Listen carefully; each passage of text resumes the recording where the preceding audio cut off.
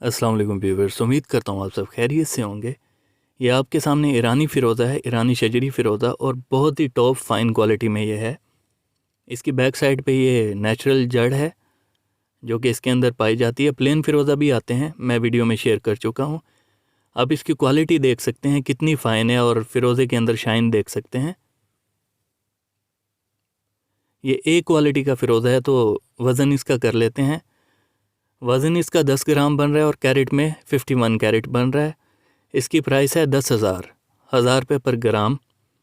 इसकी प्राइस थोड़ी सी इसलिए ज़्यादा है कि ये क्वालिटी में बहुत ही फ़ाइन और अच्छा फ़िरोज़ा है। तो फ़िरोज़े की प्राइस उसकी क्वालिटी पे डिपेंड करती है। मैं आपको आने वाले वीडियोस में सस्ते फ़िरोज़े भी दिखाऊंगा और महंगे फ़िरोज़े भी दिखाऊंगा। ऐसे फ़िरोज़े भी हैं जो पर कैरेट में आपको मिलेंगे। तो मिलते हैं इंशाल्लाह नेक्स्ट वीडियो में, तब तक के लिए अल्लाह हाफ़िज़।